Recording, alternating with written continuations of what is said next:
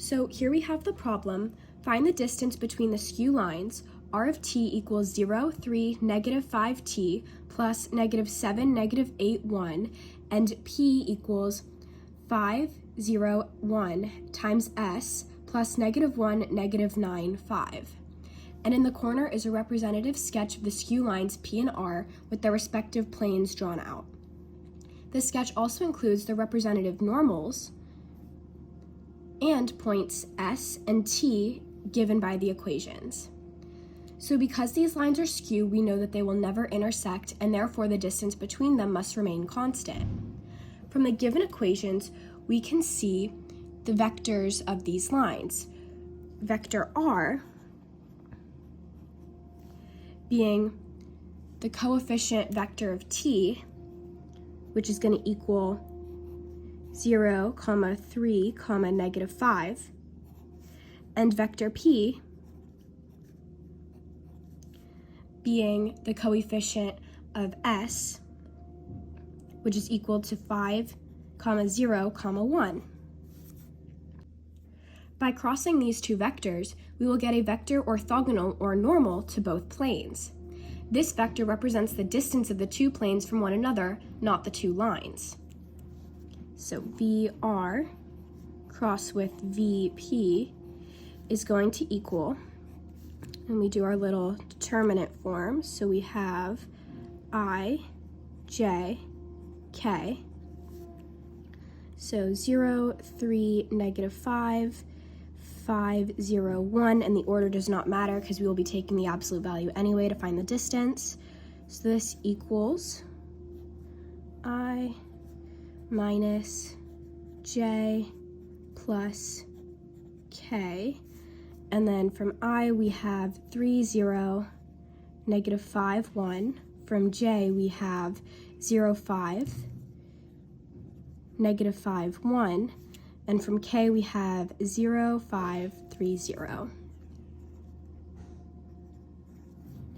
So now if we cross multiply that, we get 3 minus 0, I, minus 0 minus negative 25, J, plus 0 minus 15, K. Now this is going to equal the vector 3, negative 25, negative 15. This is going to be, let's call this n, orthogonal to both vectors. Now, in order to find the distance between the skew lines, because this is going to be the distance between the planes, we must consider the distance between any 2 points on the line. Since we are given points ST already, we can create a vector connecting these two lines. So vector ST is going to equal negative 1 minus negative 7, negative 9 minus negative 8, 5 minus 1. And again, it doesn't matter the order because we will be taking the absolute value anyway. So this is going to equal positive 6, negative 9 plus 8 is going to equal negative 1, 5 minus 1 is going to equal 4. So this is vector ST. Now, if we place the orthogonal vector starting at one point of the given point, say S, where the vector ST connects the two skew lines, if we extend the normal vector so it meets line R, a triangle is made with line RT as seen here. So we have ST, normal vector, RT with the distance being right here. Remember, this is a right triangle because N is orthogonal to both planes. So if we call ST the hypotenuse, then we know that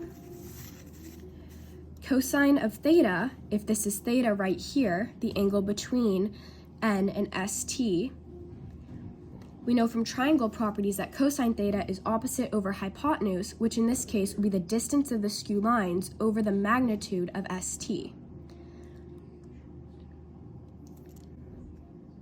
In order to find the distance, we must isolate it to one side of the equation.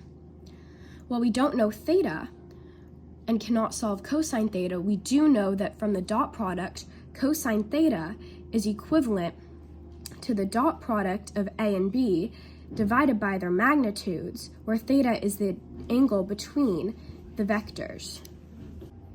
This means that distance divided by vector st is equal to the dot product of vector n and vector st divided by their magnitudes.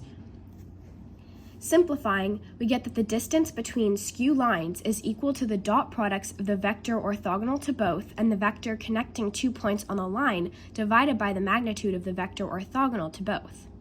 In this example, the distance is the vector n dotted with the vector st divided by the magnitude of vector n. This is also the scalar projection of vector st onto vector n.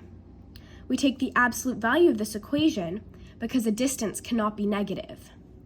Plugging in our vectors, we get that the distance is equal to 3 times 6, let's do that in the parentheses, plus negative 25 times negative 1, plus negative 15 times 4, divided by the square root of 3 squared, plus negative 25 squared plus negative 15 squared. This is equal to, we have on the numerator, this is going to be square root of 859, thanks to our calculators. And we have 18 plus 25 minus 60. And again, we are taking the absolute value of that. So let's put that here.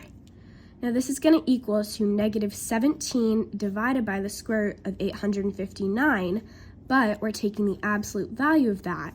And so we get the distance between two skew lines is equal to 17 divided by the square root of 859. And that's how you find the distance between two skew lines. Thank you.